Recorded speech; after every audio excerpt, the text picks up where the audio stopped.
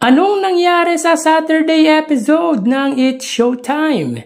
Yan ang pag-uusapan natin patungkol sa mga pananghaliang programa dito sa bansa, ang It's Showtime and of course, ang Eat Bulaga. Pero bago yan at bago natin umpisahan ang continuation ng online viewership nila for Saturday episode ay humihiling ako na pakisubscribe ang aking YouTube channel. Paki-like and share na din po mga kaparokya para mas dumami pa po ang makapanood ng content natin. Maraming salamat po sa inyo mga kaparokya. So yun nga mga kaparokya, tila lagapak at talagang landslide ang inabot ng main YouTube channel ng It's Showtime sa katapat na programa ng Legendary Trio sapagkat hindi man lang umabot ng 100,000 views ang highest na viewership ng It's Showtime, samantalang ang Eat Bulaga ay kamuntik-muntikan na naman pong lagpasan ang pinakamataas na views nito ever. So ang pinakamataas na views po ng Eat Bulaga for special event mga kaparokya ay 158,000,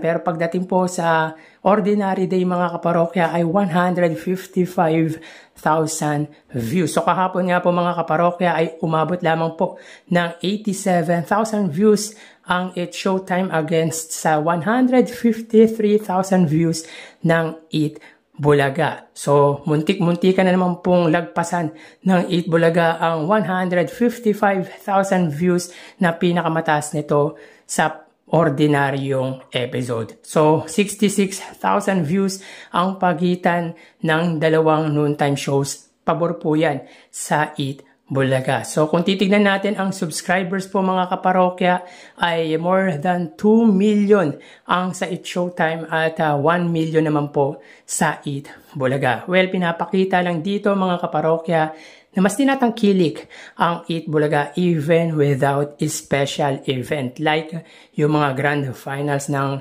kung anong segment.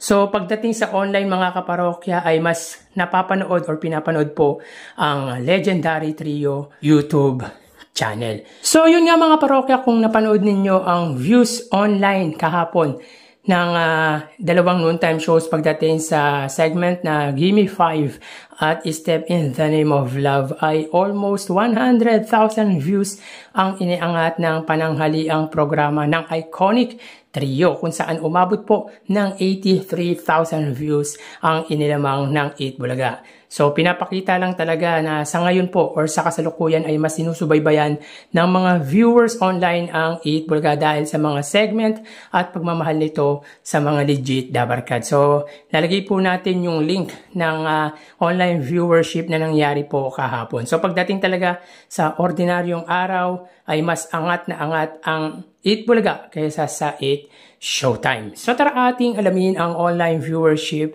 para po sa segment ng tawag ng tanghalan ng It's Showtime at The Clones ng Eat Bulaga. Para sa Eat Bulaga, under TVJ Facebook page na may 3.3 million followers at sa It's Showtime naman po na may 19 million followers.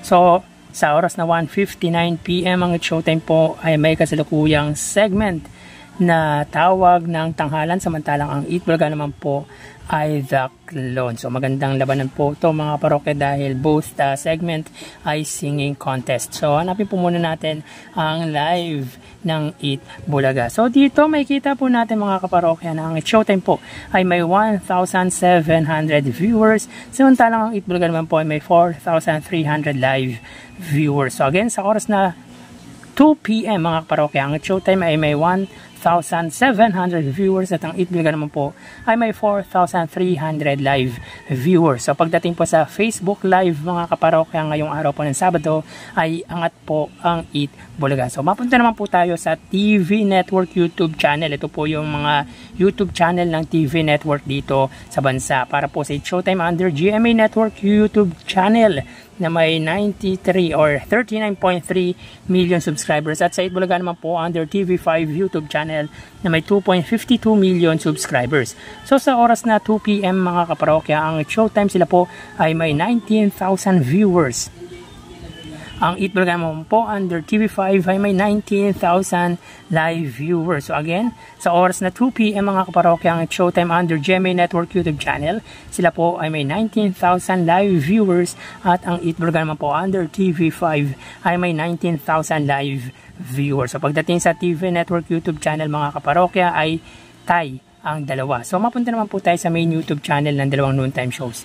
Unahin po natin ang Showtime under po yan sa ABS-CBN It's Showtime na may kasalukuyang 2.64 million subscribers at para naman po sa Eat Bulaga under Eat Bulaga TVJ YouTube channel na may 1.54 million subscribers. So para po, so as of 2:01 PM ang Showtime, sila po ay may 59,000 viewers at ang Eat Bulaga naman po ay may 138,000 viewers. So again, as of 2:01 PM ang It's Showtime, sila po ay may 59,000 live viewers at ang Eat Bulaga naman po ay may 138,000 live viewers. So ang segment po ng It's Showtime ay tawag ng tanghalan, ang Eat Bulaga naman po ay The Clone. So bali ang total na nakuha ng dalawang noontime shows ay mga kaparokya, bali ang total na nakuha ng dalawang noontime shows para po sa It's Showtime ay 79,000 viewers at ang Eat Bulaga naman po ay 161,000 viewers. So again, ang Showtime ay may 79,000 viewers at ang Eat Bulaga naman po ay 161,000 live viewers. So pagdating sa online viewership mga kaparokya ay wagi ang Eat Bulaga at sila po ay umangat ng 82,000 viewers. So again, 82,000 viewers po ang inangat ng The Clones ng Eat Bulaga against sa tawag ng tanghalan ng It's Showtime. So yan po lumalabas sa kanilang online viewership as of 2:03 PM. So magpapaalam na po sa inyo mga parokya. Magsingat po tayo. Thank you and God bless.